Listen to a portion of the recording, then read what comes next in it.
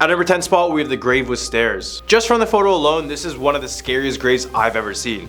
Easy access to the dead, right? Well, this eerie grave belonged to a girl named Florence Irene Ford. Then in 1871, shortly after her 10th birthday, she passed away from yellow fever. So the reason for the stairs, when the daughter was alive, she was always terrified of storms. So you would get the classic mom taking care of her own daughter.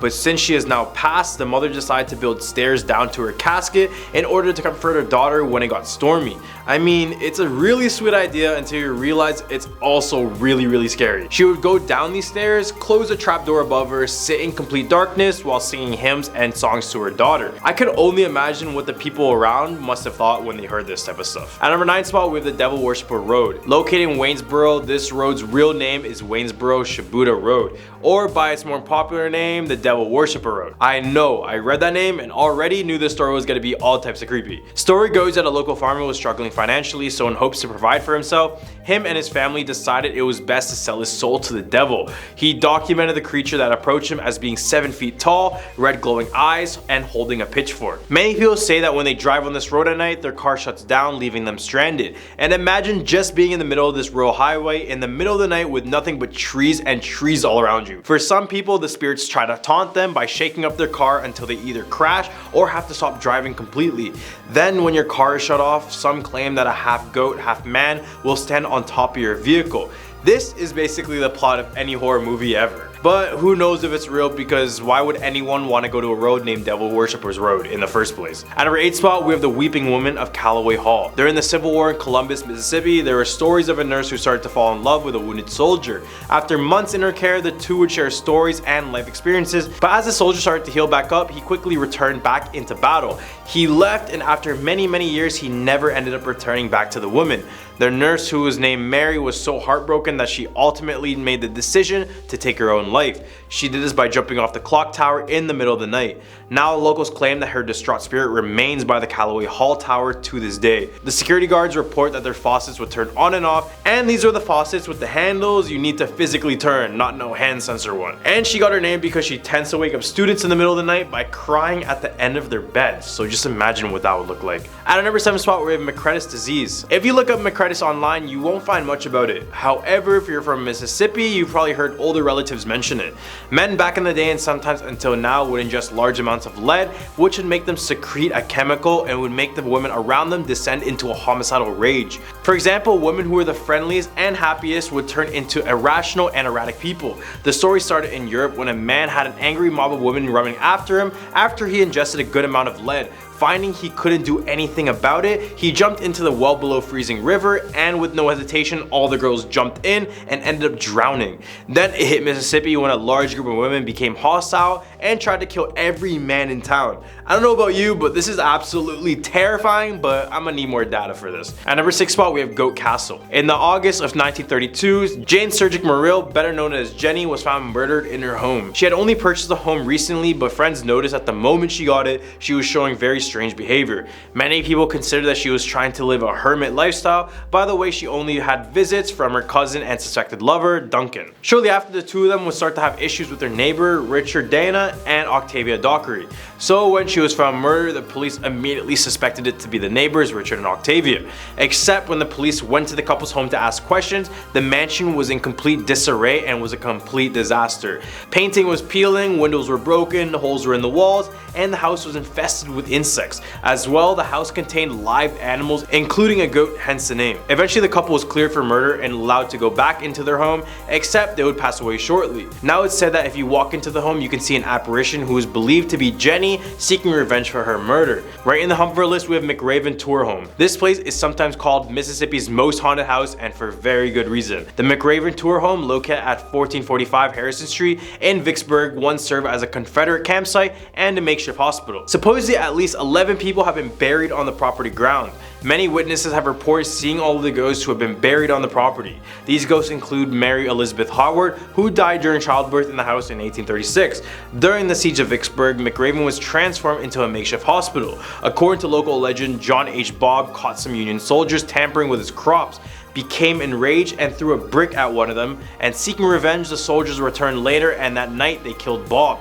making him the third resident to die at McRaven, which he can also be seen walking around the home to this day. At number 4 spot, we have the Witch of YAZOO gravesite. In the middle of the old historic Glenwood Cemetery, there's a chain link surrounding a grave known as the Witch's Grave. According to local legend, a witch lived on the Yazoo River shoreline. This witch would lure in fishermen to tease and torture them for later. Eventually, the frequency of attacks increased and law enforcement was quickly involved. They eventually caught on to her ways and chased her through the swamps where she half drowned in quicksand. As she sank down, she swore her revenge on Yazoo City and the townspeople, saying, quote, "In 20 years I will return and burn this town to the ground." No one thought of it at the time, and then came May 25th, 1904. The fire of 1904 destroyed more than 200 residents and nearly every business in Yazoo City, which is around 324 buildings in total. The witch's graves also has these chains around them, but apparently they need to be replaced constantly since they continue to be broken off.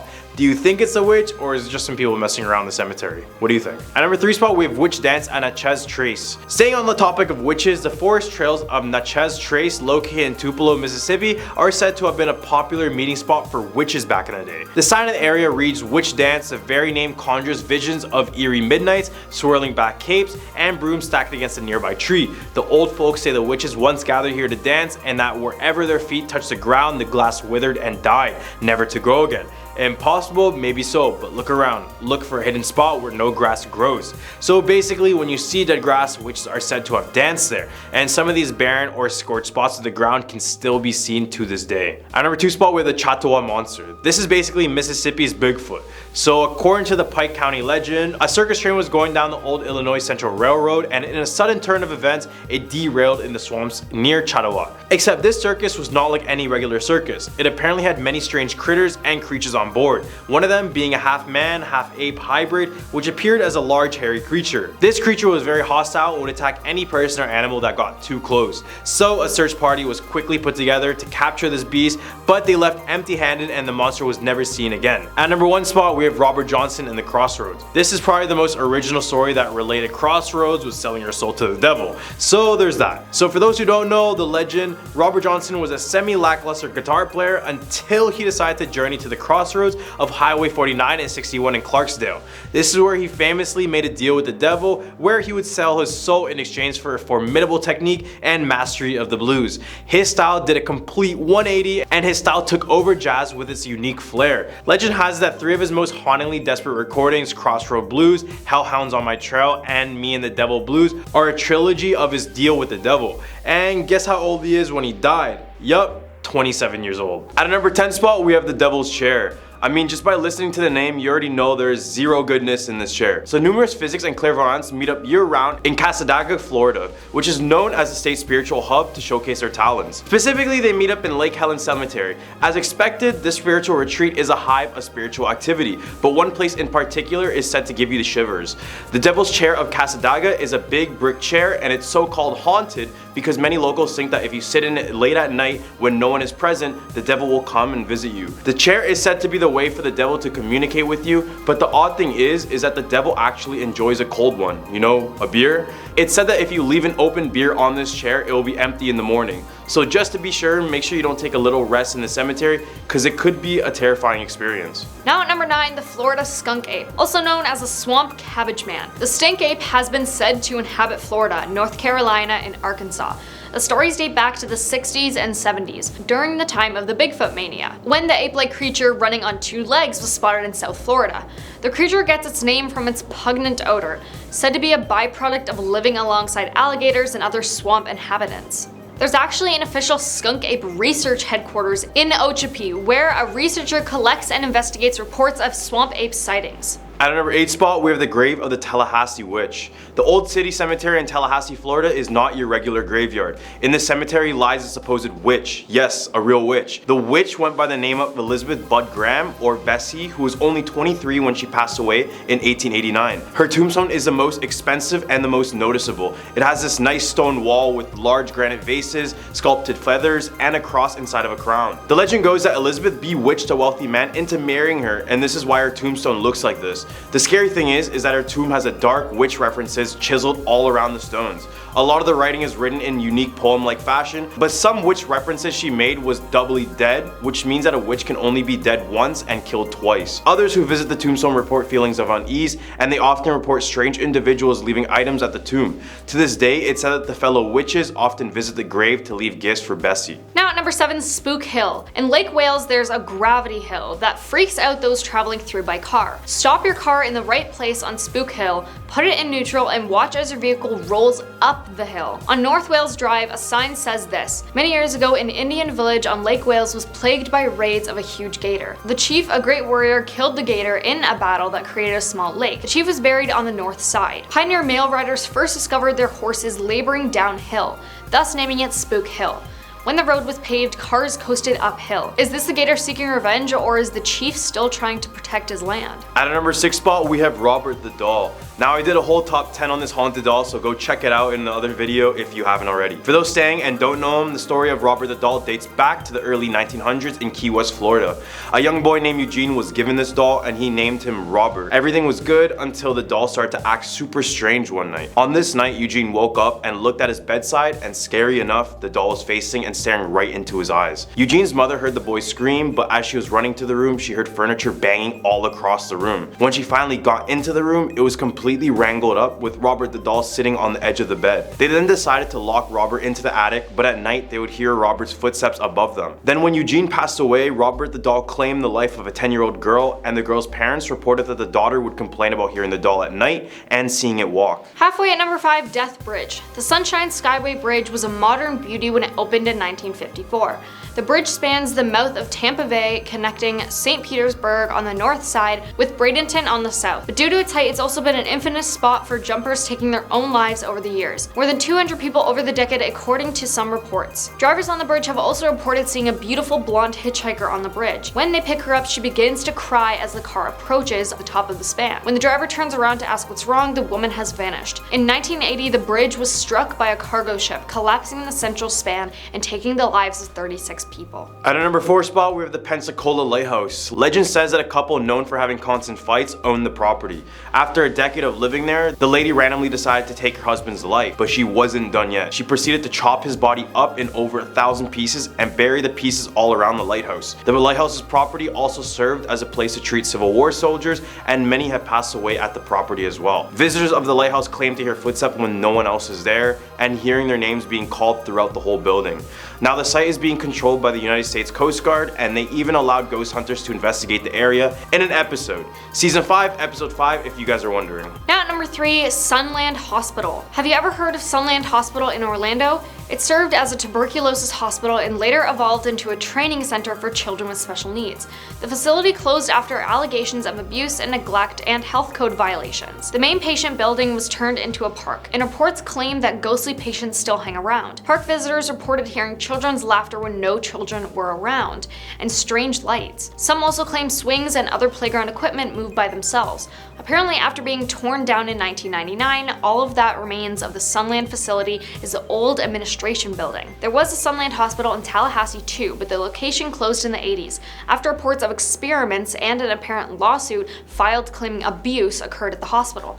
The state of Florida then closed all Sunland facilities in 1983. 2 spot, we have the Bloody Bucket Bridge. Yeah, sounds really nice. During the time of the Civil War, an African American couple moved and settled in Wauchula, Florida. The woman worked as a midwife and she was pretty content with her situation. As time passed by, the wife started to act unstable, and it was all due to the memory of her own child being stripped from her life during the Civil War. Haunted by the event, she took it on her own to suffocate babies as they were being born, and what's worse is that she told the parents it was a stillbirth. Then it said that she would take the remains of the baby to her husband, who would help grind them up and place them in a bucket. Later, she would take these buckets to the bridge and dump them into the water, hence the Bloody Bucket Bridge. People claim that if you visit the bridge on a full moon night, the water will appear red in color, looking like the blood of the baby she took. Now taking our number 1 spot, Devil's Tree. Inside Port St. Lucie's Oak Hammock Park sits an old oak tree that locals say is evil, or more accurately, that something evil occurred there and it still haunts the land. In 1971, before the park was established, Gerard Schaefer, an ex-deputy for the Broward County Sheriff's Office, assaulted and took the lives of two 19-year-old girls, Paulette Goodenough and Barbara Ann Wilcox, then buried them beneath an old oak tree. He was then arrested for homicide and stabbed till he passed away in prison in 1995. The girls had been missing since January 8th, 1973, but their bodies weren't discovered until 1977, when two fishermen noticed bones protruding from the ground. Local legends and ghost stories about the area include claims of blood-curdling screams erupting from the surrounding woods, ghostly apparitions, and camera malfunctions near the Devil's Tree. Police have responded to numerous calls claiming devil worshippers in hooded robes were performing rituals there. In 1993, the local pastor conducted an exorcism and put up a cross at the site. Numerous efforts to cut the tree down failed when chainsaws malfunctioned or axes broke. The number 10 spot, we have the Goldfield Hotel. With a population of less than 300 people, this ghost town is bound to have something haunted within it. And guess what? It does.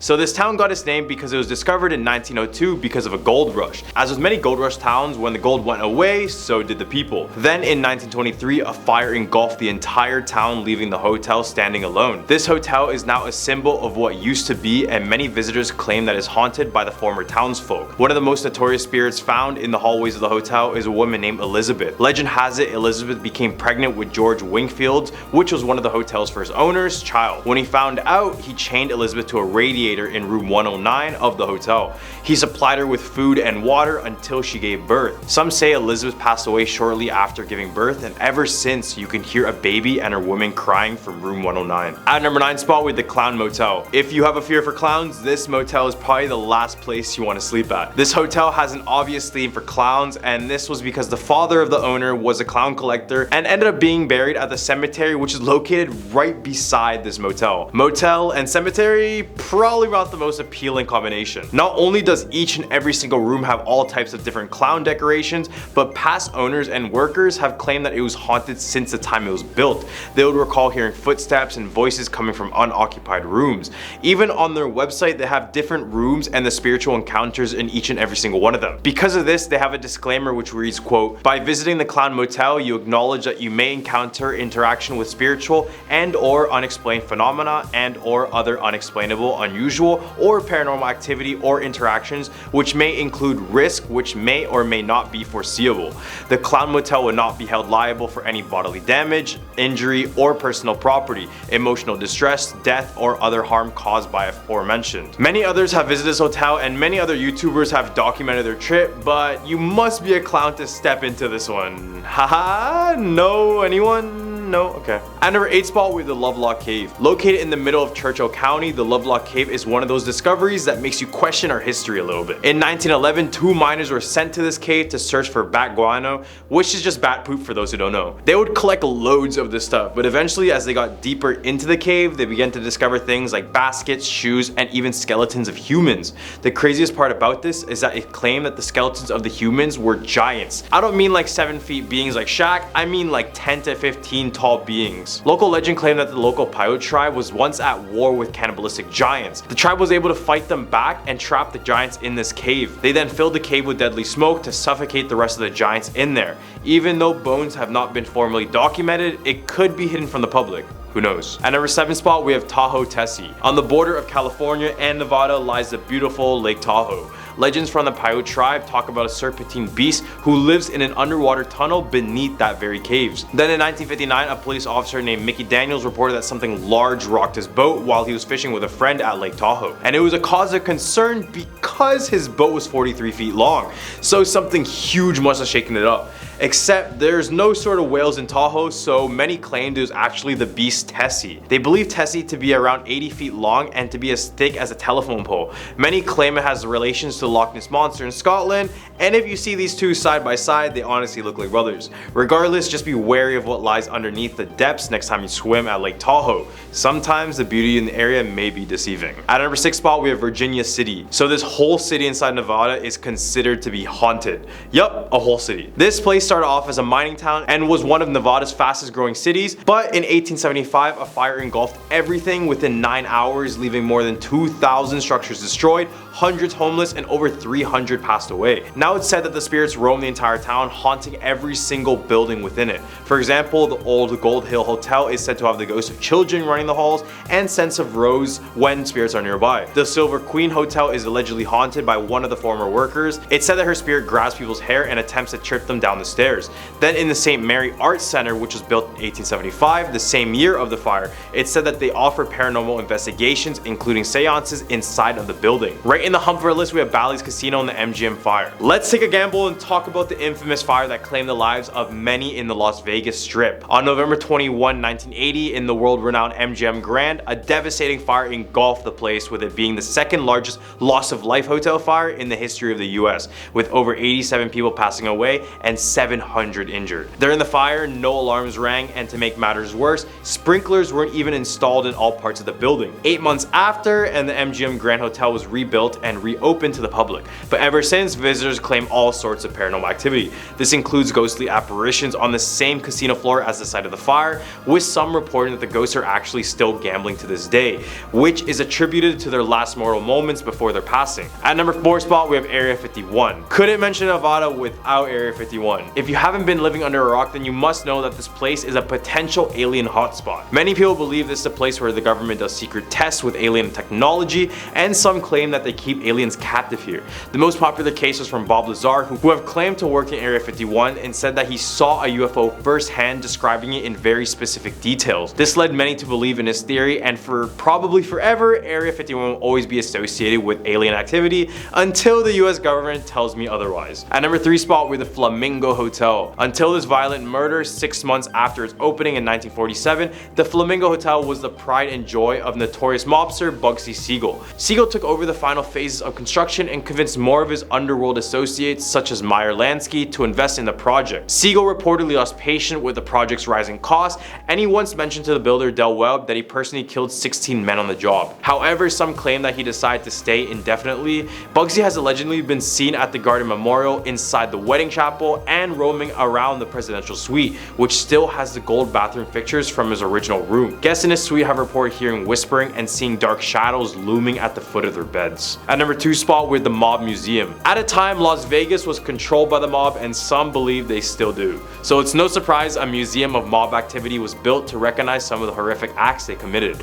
All of their exploits are documented at this mob museum, renovated from the same downtown courthouse where many of these characters were prosecuted. As you can imagine, they weren't too happy about their jail sentences, and some say their spirits still roam the halls after hours. The supernatural energy is especially strong near an exhibit dedicated to the St. Valentine's Day Massacre, featuring a brick wall from a parking garage where 7 Chicago gangsters were shot dead in 1929. All the way at a number 1 spot, we have La Plaza Mansion. Although this property is pretty well put together, once you know about its past, you'll definitely look at it differently. It got such a bad rep, it eventually was considered to be Satan's mansion. Built in 1959, this now abandoned building was home to a threatening gangster. Here in this house, he would organize many of his hits. He would also execute others in that home, and he kept many people captive inside of the basement and the attic. So as the years went by, the house claimed more and more lives, eventually to a point when it reeked of the paranormal. Everyone who moved into the La Plaza Mansion reports a presence of negative energy that hangs over everything, and that's just where the haunting begins. If you visit, be prepared to hear whispers saying get out of here or kill her, and sometimes you might have some piece of furniture or decoration thrown at you aggressively. Well, these are the top 10 Nevada scary urban legends. What state should we do next? Leave a comment down below, like and subscribe. I'm your host Andrew, and we'll catch you guys on the next one.